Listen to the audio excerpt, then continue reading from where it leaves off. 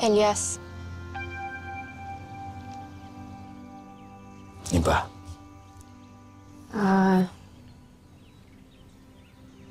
pasensya na sa nagawa ko kagabi Hindi. Wala yun. Baka kasi nagdidelirio ka pa. Hindi. Alam kong ginagawa ko.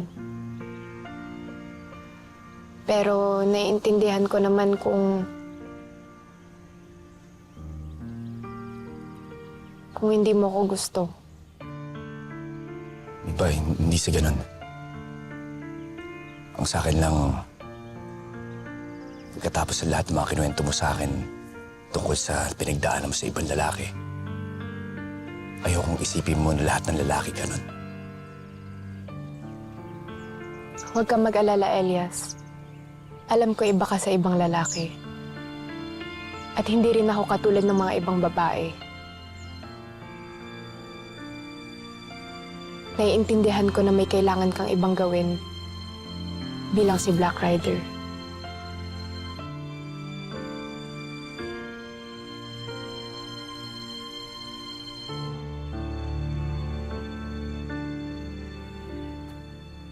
Kaya lang talaga. Pero ang bait nila, nagbigay pa sila ng 100.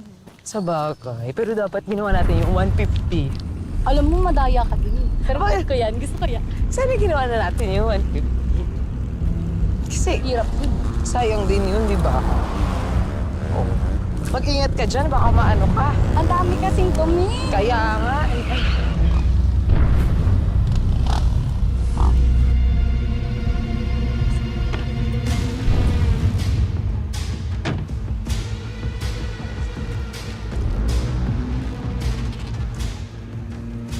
Kayo ba sina Kakay at Keka? Opo. Ano pong kailangan nila? Oo. Huwag kayong matakot. May gusto lang kaming malaman. Saan ang bahay niyo? Saan niyo tinago si Elias Guerrero?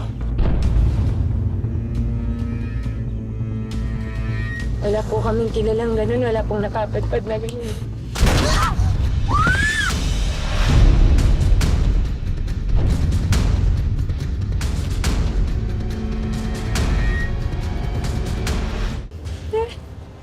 Ate! Ate! Ate! Ate!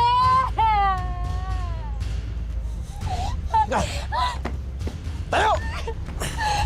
Tama na po, mama. Sige! Sakay niyo! Ate! Tama na!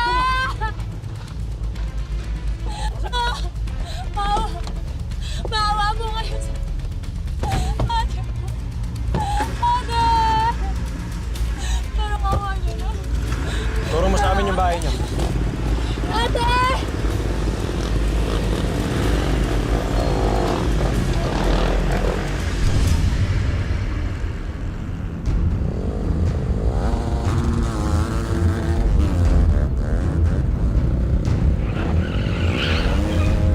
Okay, baba!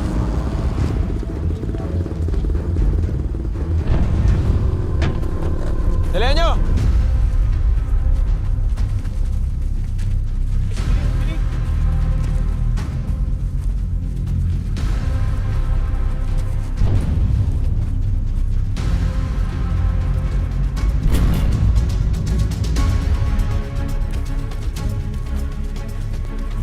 Silipin niyo yung bahay! Yung paligid!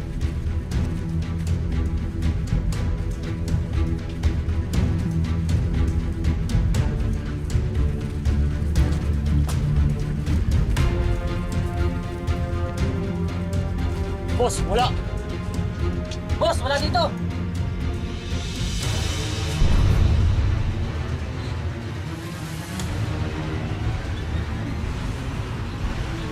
Sinungaling ka.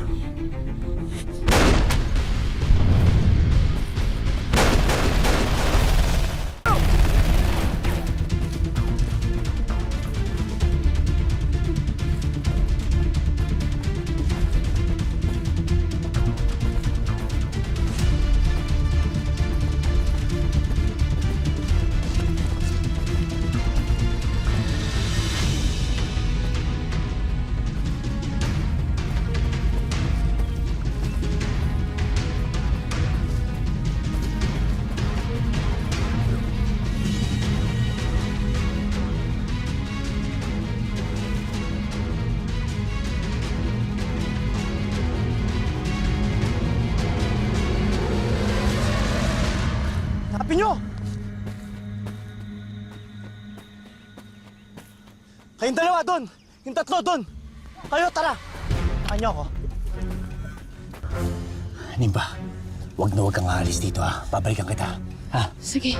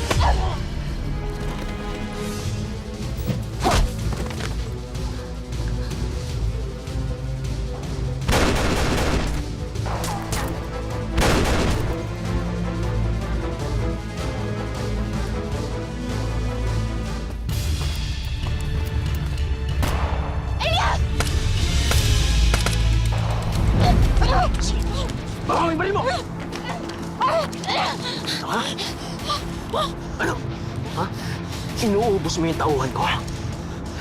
Ngayon, uubusin ko yung lakas mo. Pakawalan mo ako! Pakawalan mo ako! Papatayin kita! Yan!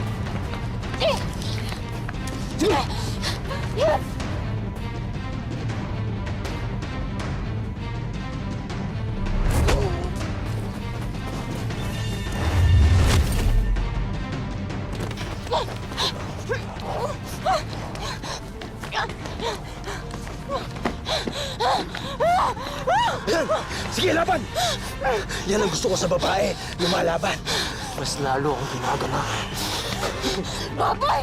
Hayop! Lumalaban?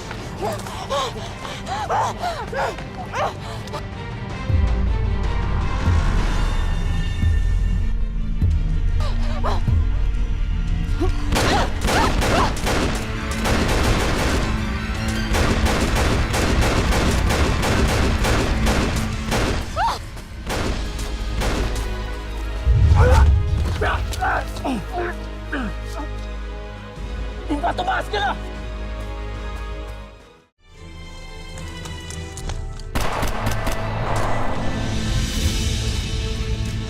Bayad kayo mga demonyo! Manira ka talaga!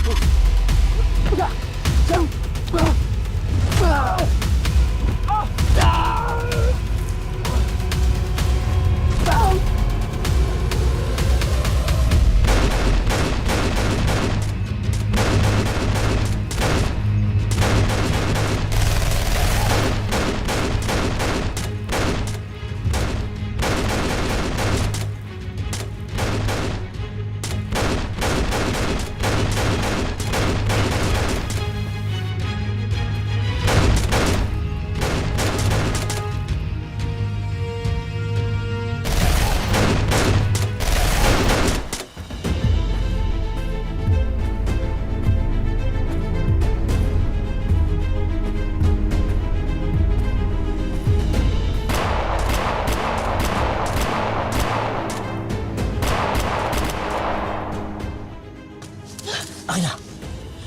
Limpa, pag sinabi kong takbo, tumakbo ka. Tatakas tayo. Ha? Isa, dalawa, takbo!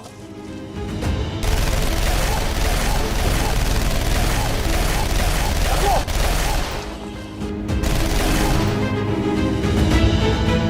Habulin niyo!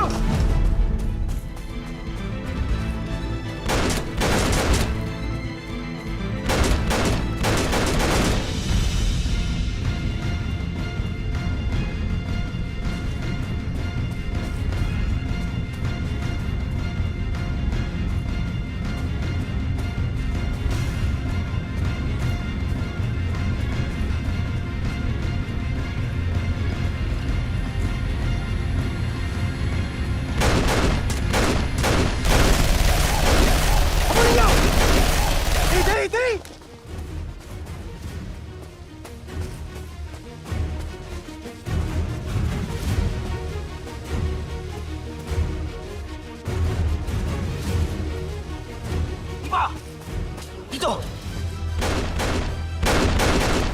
Kaliwa! Kaliwa!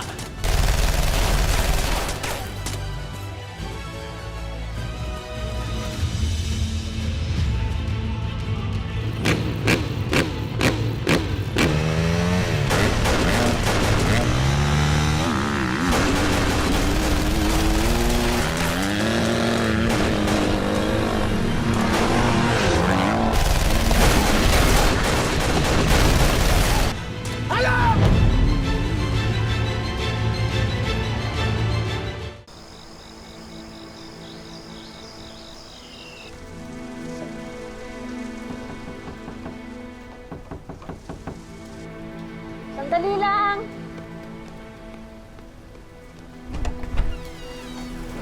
Elias! Anak! Uy!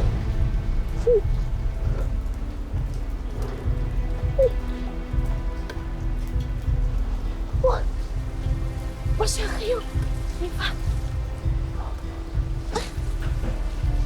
Anong nangyari sa'yo, Nifa? Wala po ito.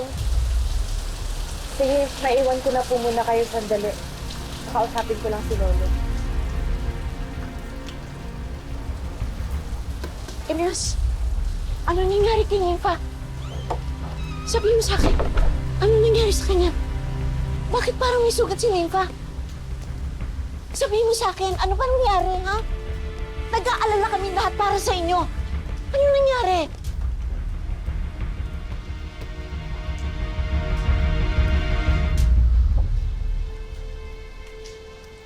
Tinambangan ho kami ng mga kalaban na Sino mga kalaban? Si Calvin. Si Calvin. Buhay si Calvin.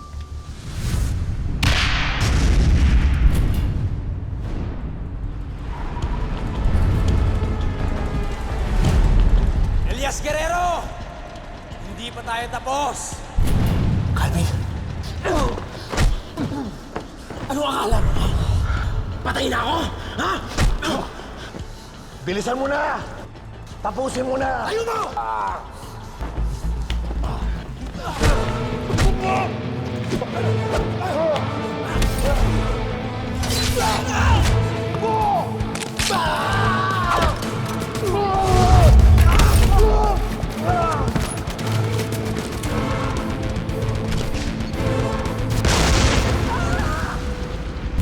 Madam President! Tapusin na natin tong presidenteng to!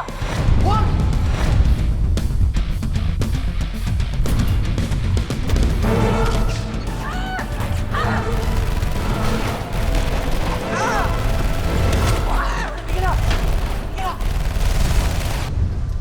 At mas marami na sila ngayon, may iba pa siyang kakampi.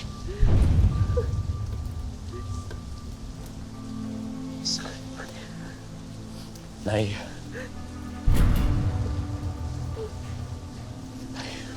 Pasensya na ho kayo.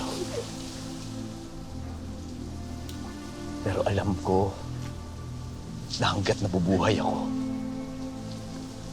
hindi ako tatantanan ni Calvin. At hindi ako matatahimik hanggat hindi ko siya napapatay. Papatayin ko siya na.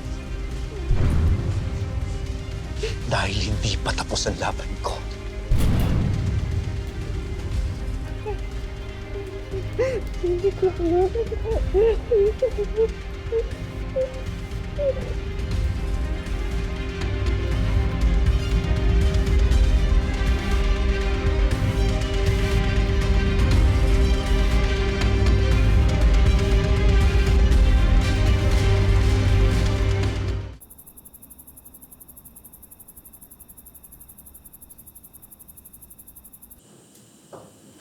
Hanggat buhay ang hayop na Calvin na yan, alam kong hindi niya ako titigilan hanggat di niya ako napapatay.